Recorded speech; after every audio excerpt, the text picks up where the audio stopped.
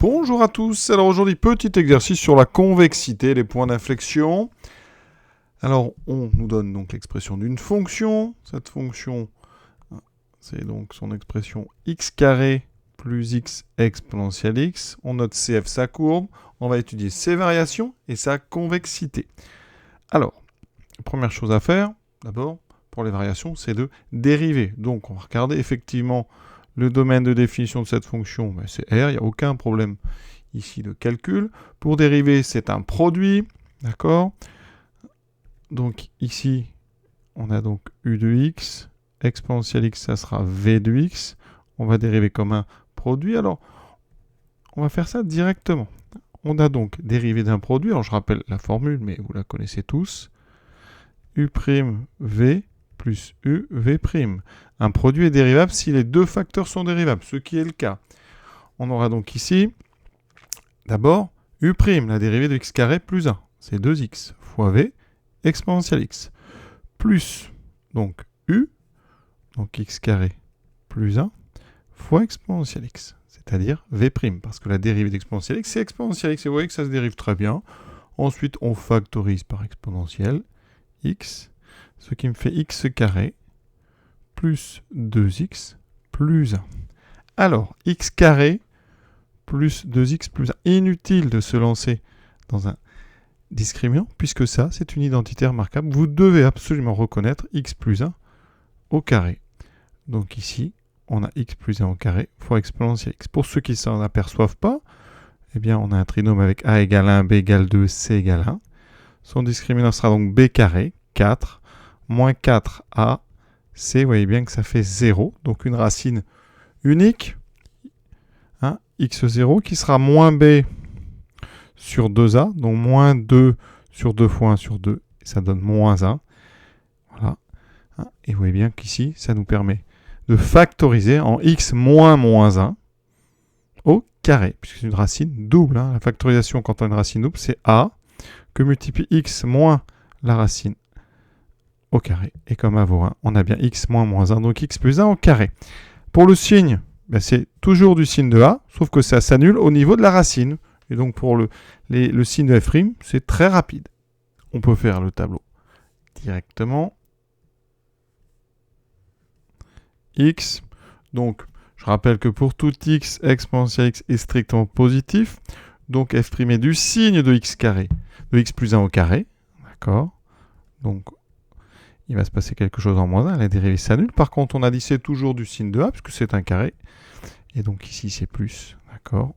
On est sur moins l'infini plus l'infini. Donc notre fonction, eh bien, f, c'est variation en fonction de x. Ça sera donc toujours strictement croissant. D'accord? Et ici, on a une dérivée qui s'annule sans changer de signe. Donc ça, c'est très particulier. On va retrouver ça dans la question 2 parce que là, c'est le signe qu'on a en moins 1, un point d'inflexion. Mais on va le démontrer tout de suite en passant donc à l'étude de la dérivée. Et petite remarque quand même avant de le faire, quand une dérivée s'annule comme ça sans changer de signe, on a un point isolé, on a une fonction strictement croissante. Par contre, en moins 1, on aura une tangente horizontale. D'accord? Tangente horizontale avec une fonction croissante. Et donc, vous allez voir, il n'y a pas 10 000 formes possibles.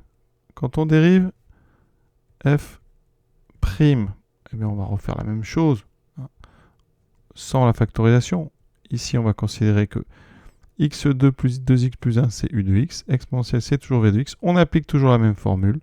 Donc, j'aurai u', la dérivée de x carré plus 2x plus 1, donc 2x plus 2 fois v, fois v', hein, u'v, pardon. Ensuite, plus u,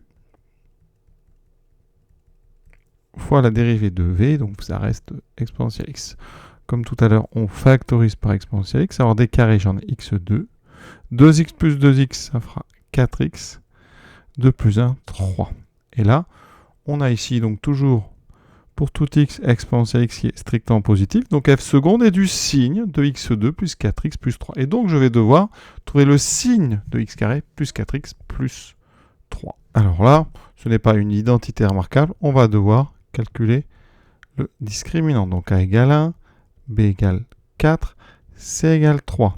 delta b carré, donc 16 moins 4ac, 16 moins 12, ça fait 4, ça tombe bien, c'est un carré.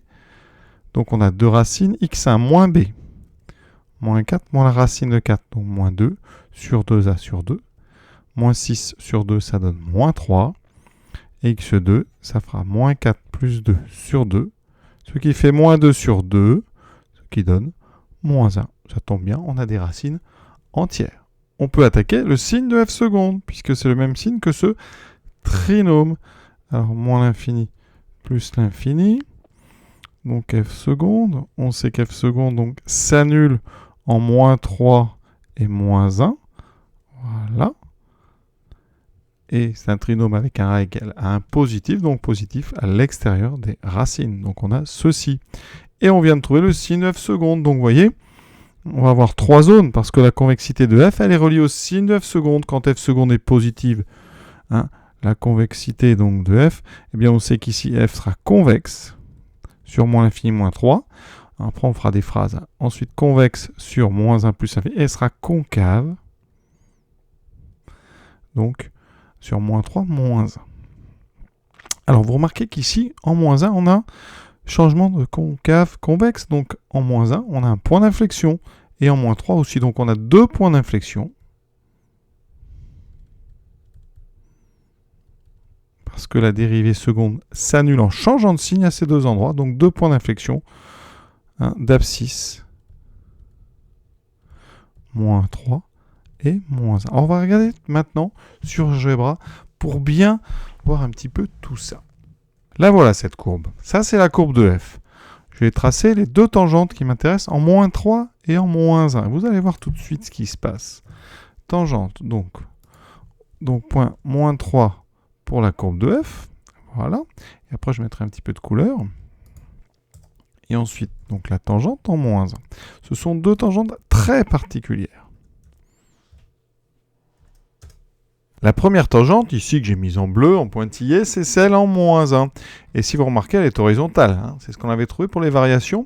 Vous aviez une fonction qui était tout le temps extrêmement croissante avec ici une dérivée qui s'annule. Alors, cette tangente, elle est très particulière. Hein. Avant cette tangente, on a une forme concave, vous voyez. Et après, on a une forme convexe. Juste avant, est concave, convexe. Hein. Ça veut dire qu'ici, on a un point d'inflexion. Hein. Et donc, la courbe arrive par-dessous et ressort par-dessus. La tangente, alors ici, donc, en moins 3. Elle est ici. Alors, je vais mettre les points pour que vous les voyez bien. Donc, ici, c'est le point en moins 3. Ici, c'est le point en moins 1. Vous voyez en A, la courbe arrive par-dessus, ressort par-dessous. C'est donc une forme convexe, puis concave. En B, on arrive concave, on ressort convexe. Et ces deux tangentes, vous voyez, la courbe les traverse au niveau des deux points d'inflexion. Voilà, donc là, le point d'inflexion en B, il est assez particulier parce que on peut le trouver uniquement avec même le signe de f'. Quand vous avez un signe de dérivée qui fait plus 0 plus, eh bien vous avez un point d'inflexion avec une tangente horizontale. C'est très particulier. Et ça, c'est vraiment des choses qu'on a de temps en temps. C'est pas fréquent. Par exemple, en moins 3, vous n'avez pas ça. En moins 3, la dérivée, elle ne s'annule pas. Et vous avez donc une dérivée seconde, qui est donc positive, négative. Donc changement de signe, point d'inflexion. En f seconde, on a une dérivée seconde qui s'annule avec un changement de signe. Et en plus, une dérivée première qui s'annule aussi. Donc, c'est un point d'inflexion avec présence d'une tangente horizontale. Voilà. L'exercice très rapide est terminé. Je vous souhaite une bonne fin de journée à tous et à très bientôt.